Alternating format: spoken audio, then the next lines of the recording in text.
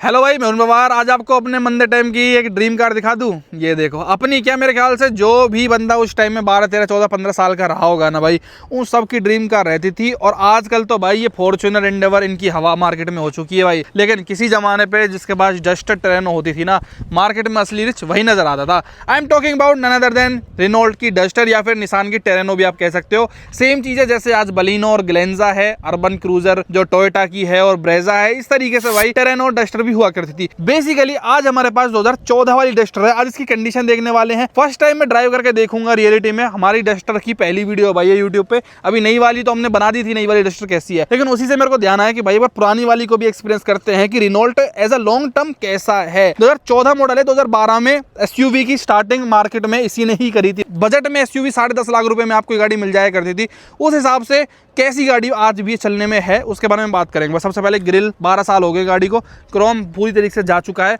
Headlights इस तरीके से इसकी हेलोजन आया करती थी, हाई लो अलग अलग आया करते थे, बड़ी बड़ी हेडलाइट्स होती थी। अब तो बहुत ज्यादा अलग चीजें हो चुकी है 10-12 साल बाद। इंडिकेटर नॉर्मल है, यहाँ पे फॉग लाइट्स नॉर्मल है। उस टाइम में मेरे को लगता था ना ब्रांड्स का ज्यादा से ज्यादा रफ एंड टफ यूज वाली गाड़ियां बनाने की तरफ हुआ करता था, लॉन्ग टर्म जो प्रैक्टिकली चले। आज भी देख लो, हेलोजन बल्ब है, 12 साल बाद भी बढ़िया चल रहा है। साइड से आप गाड़ी को देखते हो तो कुछ इस तरीके की लुक थी भाई। बच्चा जानता है कि डस्टर कुछ इस तरीके की, मेन इसके रूफ वेल्स ऐसी दिखती थी। साइड से इस तरीके की रफ एंड टफ वाली यूज आती थी। देखो, गुजरात हो, राजस्थान हो, एमपी हो, आज आपको डस्टर खूब सारी दिखेंगी। हमारा दिल्ली एनसीआर ऐसा रीजन है जहां पे गाड़ी बहुत कम दिखती है। कारण इसके अंदर डीजल था ना, जो 1.5 लीटर का, वो बहुत ज्यादा मशहूर था। लेकिन वहां पे 10 साल आना में गाड़ी कब की कट चुकी है, स्क्रैप हो चुकी है, बाहर की स्टेट्स में बेची जा चुकी है। लेकिन साउथ स्टेट्स में या फिर ईस्ट में, वेस्ट में आप जाओगे तो ये गाड़ी खूब आपको दौड़ती हुई नजर आएगी। देखो, इसके अंदर अलॉय व्हील्स नहीं, क्योंकि ये उस टाइम का RX सेल वेरिएंट था।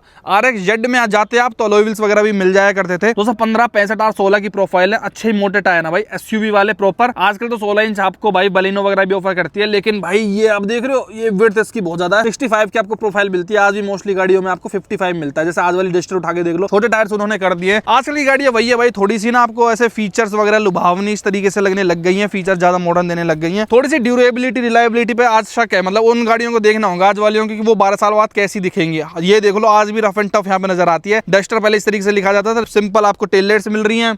अगर आपको डिग्गी खोलनी है भाई तो यहाँ से इस तरीके से इस बटन को प्रेस करो और आपकी डिग्गी कुछ इस तरीके से खुलती थी। आज भी देख लो भाई, लोग बाग इसको रफ एंड टफ कामों के लिए बहुत परफेक्टली यूज करते हैं और गाड़ी बखूबी साथ निभाती है। प्लस चाबी देखो आप, इस तरीके की रेनॉल्ट की चाबी है। कोई रिक्वेस्ट सेंसर या फिर कोई पुश स्टार्ट बटन वगैरह नहीं है। लॉक अनलॉक करने पे सिंपल गाड़ी देखो, आवाज सुन रही है आपको, इस तरीके से टक टक करती है बस केवल। भाई मुझे आज भी ध्यान है कि ऐसा जमाना हुआ करता था, डस्टर ही डस्टर थी मार्केट में, मतलब कोई कंपटीशन ही नहीं था। वो तो 2015 में जब hyundai वालों ने देखा कि भैया 2012 से 2015 तक 3 साल रेनॉल्ट की चांदी हो गई है, मौज ही हो गई है, खूब तगड़ी बिक्री है, तब उन्होंने क्रेटा लॉन्च करी थी भाई। और ये hyundai मारुति जब लॉन्च कर देते हैं, आपको पता है चाहे सेगमेंट में कितनी लेट ही आए, फिर तो एक तरफा मार्केट हो जाती है। और आज रियलिटी में भाई क्रेटा ने उस खिताब को इससे कब का जीत लिया है भाई। 2015 से ही लगातार इसकी सेल्स डिक्लाइन होती चली गई और उस गाड़ी की सेल्स जो क्रेटा है, आज आप देख लो क्रेटा नंबर 1 पे कोई बीट नहीं कर सकता। 10-11 साल हो गए उस गाड़ी को और आज इसकी बिल्कुल मार्केट खत्म हो चुकी है। मतलब डिस्कंटिन्यू हो गई थी, अब दोबारा आई है हालांकि, लेकिन दोबारा कैसी सेल्स रहती है वो तो आने वाला वक्त ही बताएगा। क्योंकि मेन जो इसका लेजेंडरी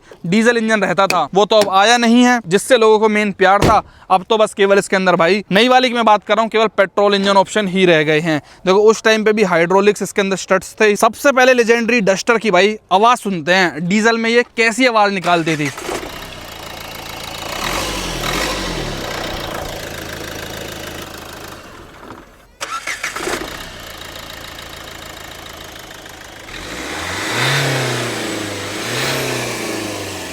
और ये इसका इंजन आता था भाई, डीजल इंजन, रेनॉल्ट DCI 110 यहाँ पे लिखा गया है।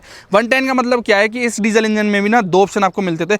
या तो आप 85 PS की पावर वाला इंजन ले सकते थे, या फिर आप 110 PS वाली पावर ले सकते थे। टॉर्क इसके अंदर आपको 250 Nm का मिलता था। मोस्टली लोग यही पिक करते थे, लेकिन अगर किसी का बजट कम है, किसी को कम पावर चाहिए थी, तो 85 PS वाली पावर के साथ आपको लगभग 200 Nm का टॉर्क मिलता था। उसका फायदा ये रहता था कि उसके अंदर आपको इकोनॉमी जो माइलेज वगैरह ना वो काफी अच्छी मिल जाती थी। लेकिन जो ये वाला इंजन है इसके अंदर काफी अच्छी पावर थी, लगभग 110 bhp के साथ 250 Nm का टॉर्क निकाल के देता था क्या, मतलब आज भी देता है भाई, देखेंगे कैसा देता है। मेन इसके अंदर बड़ा टर्बो आता है, प्लस इंटरकूलर भी है इसके अंदर। हालांकि इसके अंदर आपको एक पेट्रोल इंजन ऑप्शन भी मिलता था, 1.6 लीटर का पेट्रोल इंजन था, लेकिन उसके अंदर कुछ ज्यादा खास पावर वगैरह नहीं थी। वो केवल पेट्रोल लवर्स के लिए था, माइलेज बहुत कम थे, 102 bhp के अराउंड वो निकालता था, ठीक थी पावर। लेकिन वैसे टॉर्क वगैरह 145 Nm के लगभग ही केवल मिलता था। अच्छा, डीजल के अंदर इसमें ना एक ऑल व्हील ड्राइव का ऑप्शन भी अपने को देखने को मिल जाता था, लेकिन सिर्फ 110 PS वाले इस इंजन ऑप्शन के साथ मतलब पेयर था। ये ऑफ रोडर्स वगैरह जिनको शौक था ना ऑफ रोडिंग वगैरह का, उनके लिए काफी अच्छा था। मेरे इंटीरियर देखो भाई, सबसे ज़्यादा खास जो इस गाड़ी का है ना, सबसे पहले अनलॉक करता हूँ। ये इस तरीके से नॉर्मल डोर हैंडल्स हैं, ये देखो इस तरीके के, आपको इस तरीके से अनलॉक कर सकते हो। यहाँ फैब्रिक लगाया गया, 4 पावर विंडो आपको मिल जाती हैं। स्पीकर वगैरह नॉर्मल अपने को देखने को मिलते थे। ये अपने लेदर की कुछ इस तरीके की सीट्स हो गई। मेन इंटीरियर ये देखो भाई, कुछ फैंसी फीचर्स नहीं, कुछ नहीं। जब क्रेटा आई ना, उसने ऐसी लुक्स और ऐसे फीचर्स ऑफर करे, इनको बंद करनी ही पड़ गई अपनी डस्टर। करे भी क्यों ना भाई, अब खुद बताओ। इतना बेसिक इंटीरियर अपने को देखने को मिलता था। हालांकि कारण देखो यही जो गाड़ी आज भी इतनी लंबी चल पा रही है ना, तो कुछ तामझाम इलेक्ट्रॉनिक्स नहीं है, फीचर्स नहीं है, तो वही कारण है। इसीलिए लोग बागों ने आज भी देख लो भाई, 2.5 लाख किलोमीटर चला रखी है गाड़ी। 2,49,000 किलोमीटर चल रखी है। यहाँ पे टाइम आता था, यहाँ पे आपको बेसिक अलर्ट्स पता चलते थे। 200 तक मार्किंग है इसके अंदर, और 7,000 तक डीजल होने के बावजूद भी 7,000 तक टेकोमीटर में इसकी मार्किंग, क्योंकि पावर काफी अच्छी खासी आपको देखने को मिल जाती थी। नोल्ट का लोगो, स्टीयरिंग बिल्कुल बेसिक, कोई भी मिड वेरिएंट था ये। टॉप वेरिएंट में अलॉय व्हील्स वगैरह और काफी फीचर्स ऐड हो जाते थे, लेकिन यहाँ पे स्टीयरिंग कंट्रोल, क्रूज कंट्रोल वगैरह कुछ भी नहीं था। इसी के कंट्रोल यहाँ पे है। स्टीरियो एकदम नॉर्मल है, उस टाइम पेन ड्राइव लगाने का जमाना था और यहाँ पे सीडी वगैरह लग जाती थी। यहाँ पे इसके भाई एसी के कंट्रोल हो गए नॉर्मल बेसिक से। हैजार्ड लाइट्स ऑन करने का है, लॉक अनलॉक का ऑप्शन अपने को यहाँ पे मिल रहा है। और ये जो 110 वाला था ना इंजन, जो 110 bhp निकाल रहे थे, इसके अंदर 6 गियर थे। 85 PS वाला इंजन लेते थे ना उस टाइम पे, उसके अंदर 5 गियर ही आते थे। और इसका रिवर्स गियर आपको लगाना है तो ऐसे करके ये रिवर्स गियर अपना लग गया है। सिंपल, कोई कैमरा नहीं, नथिंग। बाकी ये देखो यहाँ पे बीच में गैस करो क्या है भाई, ये अपने मिलते थे ORMs को एडजस्ट करने का ऑप्शन। आजकल तो यहाँ पे सब लोगों ने देना स्टार्ट कर दिया है, बट उस टाइम पे बीच में यहाँ पे आता था। हैंड ब्रेक यहाँ पे है अपनी, तो कुछ इस तरीके का ग्लोव बॉक्स आता था। ओके, पावर विंडो यहाँ पे है, और कुछ स्टोरेज वगैरह यहाँ पे मिल जाती थी, यहाँ पे भी है।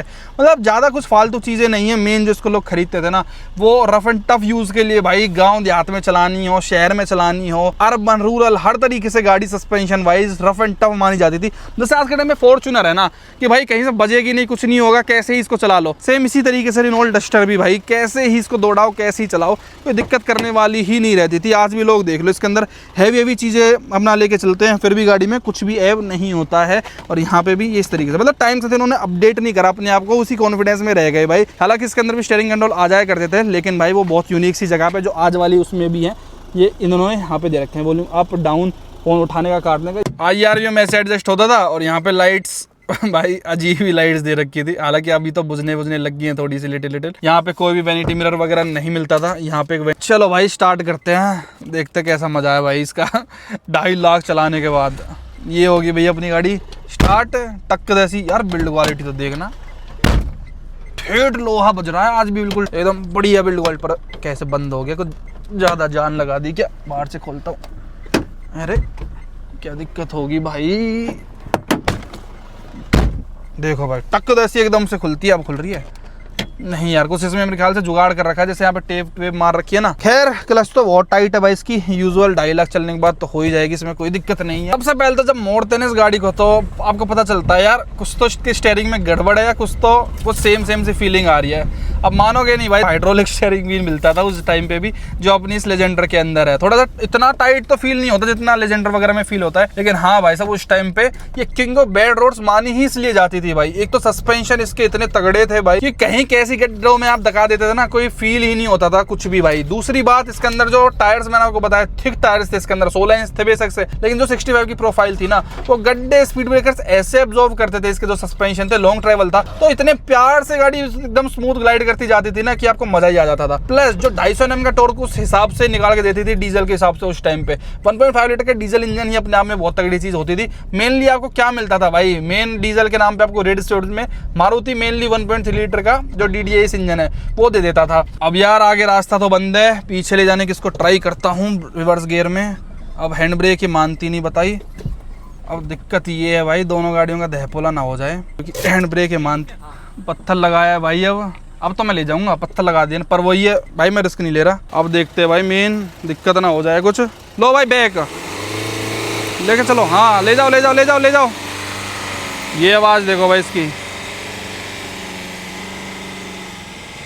एकदम से भाई मेरे को अगर ये गड़बड़ बिगड़ा या कोई पीछे से आ गया तो एकदम पत्थर करना पड़ेगा इसके सामने। नहीं, लेजेंडर का DAEHPOLLA हो जाएगा। चल ले आ गई, अब तो कोई दिक्कत नहीं है भाई। पुरानी गाड़ी में थोड़ा यही होता है, इसलिए लोग बेच खाते हैं इसको, कि फिर ना इनमें दिक्कत ही आ जाती है, हैंड ब्रेक नहीं चल रही, ये नहीं चल रही, वो नहीं चल रही। अब जैसे नई गाड़ी है भाई, ऑटो होल्ड वगैरह फीचर है, कैसी प्यार से धीरे धीरे भी ले आओगे ना इसको बैक में, तो कोई टेंशन नहीं करेगी। चलो भाई जैसे निकाल ली गाड़ी, इसकी क्लच प्लेट आवाज़ दे गई भाई। चलो स्टार्ट करते दोबारा से। रिन्यू करते हैं। और इसके हेडलाइट्स वगैरह कंट्रोल भी ना उल्टे सुलटे हैं, यहाँ से इसके हेडलाइट्स और इंडिकेटर चलते हैं और यहाँ से इसका जो रियर वाइपर वगैरह है वो चलता है भाई। मतलब आज वाली में तो सीधे कर दिए हैं इंडियंस के हिसाब से, लेकिन पहले उल्टे सुलटे सिस्टम आया करता था भाई। पर इसका हाइड्रोलिक स्टीयरिंग इतना हाइड्रोलिक ऐसा फील नहीं होता भाई कि बहुत ज़्यादा आपको दिक्कत हो रही है। अब जैसे एकदम स्टीप है, ब्रेक्स वगैरह तो खैर वही मेंटेनेंस पे डिपेंड करता है, लेकिन 2.5 लाख किलोमीटर चलना आज भी, गड्ढे वड्डे इसके, सस्पेंशन रियलिटी में देखो ऐसा कोई गाड़ी ऐसा नहीं है कि बज रही हो कहीं से ऐसा बड़ा ऐसे आवाज़ आ रही हो। 5-6 साल में गाड़ी जो नॉर्मल आजकल की है ना क्रेटा सेल्टो, उनमें ऐसी धज्जक भच की आवाज़ आती है। और पेंट वगैरह भी आपने देखा कहीं से सच कोई दिक्कत क्रिएट नहीं करता गाड़ी के अंदर भाई। गियर शिफ्टिंग कितनी हार्ड हो चुकी है गाड़ी की। अब खींचता हूँ गाड़ी को यार, देखो जैसे स्टार्टिंग में एकदम लो एंड टॉर्क है, उसमें तो मज़ा आ जाता है एकदम से भाई मुँह ही करके भागती है गाड़ी। देख रहे हो आप पावर, आवाज़ कितनी ज़बरदस्त कर रहा है इसका इंजन भाई। रियलिटी में रफ एंड टफ वाली फील है, जैसे स्पीड ब्रेकर है। देखो फील ही नहीं होता भाई कुछ की कोई चलने में। तो देखो ब्रेजा भी बाद में आ गई थी, उनके अंदर भी 1.3 लीटर का इंजन था। खरीदने वालों ने तो ये एंड तक भी खरीदी थी। मेन तो यार ये ना ऐसा ड्राइवर्स कार नजर आ रही है। देखो इसकी जो सिटिंग है, चलाने में तो मक्खन है भाई। 2000 आरपीएम क्रॉस करते ही तो जो ये उड़ रही है नेक्स्ट लेवल। जो कि डीजल लवर होगा ना प्रॉपर, उसको तो ये गाड़ी ऐसे लगेगी कि आहो, जो आवाज़ें निकालता है जो इसका डीजल इंजन, चाहे आइडलिंग में हो चाहे आप जब रेस दे रहे हो, एक्सीलरेट कर रहे हो, तब जो आवाज़ देता है एकदम प्रीमियम मक्खन वाली आपको फील आती है। हालांकि गियर वेयर बहुत टाइट हो चुके हैं, ऐसे कोई आपको ट्रक से कम फील नहीं आएगी भाई इसकी। लेकिन जैसे ही आप गियर शिफ्ट करते हो, एकदम गाड़ी में रेस देते हो या फिर गाड़ी एकदम क्लच छोड़ते हो, तो जो ये उठती है ना भाई, आपको एकदम प्रॉपर 6 स्पीड का जो इसका गियर बॉक्स है प्रॉपर ऐसे ट्यून्ड है। देखो अब आवाज़ सुनो भाई साहब,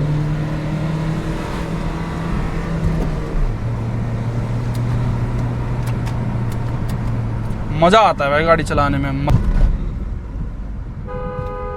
हॉर्न सुनो आप इसका,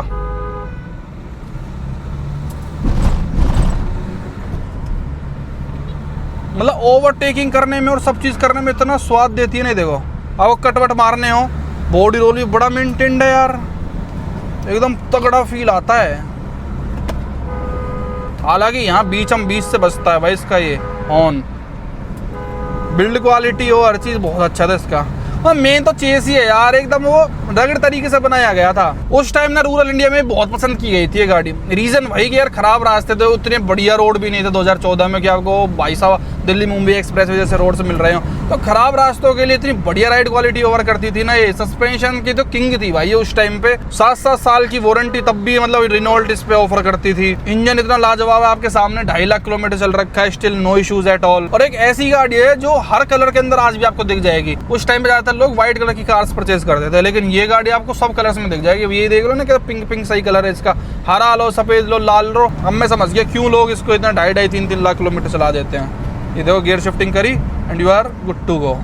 हालांकि ब्रेक्स वगैरह आज तो इसमें खचरा हालत है, मैं बिल्कुल ही बहुत इतनी अच्छी वो नहीं है, इसलिए मैं इसको ज़्यादा खींच भी नहीं रहा हूँ। बट वही है, ये तो मेंटेनेंस वाली चीज़ें हैं कि पता नहीं कब सर्विस करवाई है, कब ब्रेक पैड चीज़ में। अगर इतना अंदर यहाँ से बजता है भाई, आपका पूरा हाथ हटा के यहाँ से तो प्रेस करना पड़ता है तब जाके इसका हॉर्न बजता है। मेन ये भैया गाड़ी डीजल इंजन लवर्स के लिए थी, मेरे जैसों के लिए। उस टाइम पे अगर मेरे पास पैसे होते ना, हालांकि मेरे पास तो एज भी नहीं थी, लाइसेंस भी नहीं थी सर बताऊँ तो, लेकिन अगर ये इंजन आए भाई दोबारा डस्टर के अंदर, हालांकि अब तो सिर्फ पेट्रोल में है क्योंकि भाई ये कंपेटेबल नहीं हो पाया ये BS6 नॉर्म्स के हिसाब से। अब तो DF वगैरह क्या क्या आने लग गया है। अगर ये दोबारा आए तो भाई कोई शक नहीं होगा इस डीजल इंजन को परचेज करने में। बहुत ही अच्छी पावर है। हालांकि अब 110 bhp से ऊपर बढ़ना पड़ेगा इन लोगों को, लेकिन उस टाइम के हिसाब से नो डाउट ये इंजन हीरा था, ये गाड़ी हीरा थी। आज मेरे को समझ फर्स्ट टाइम ड्राइव करने के बाद कि क्यों लोग बाग रेनॉल्ट की डस्टर हो, निसान की टेरेनो हो, इनके पीछे पागल थे। इवन रेनॉल्ट की जो स्काला आती थी ना, उसके अंदर भी सेम इंजन ये वाला उन लोगों ने लगा के दिया था। इनका DCI जो K9 के इंजन था,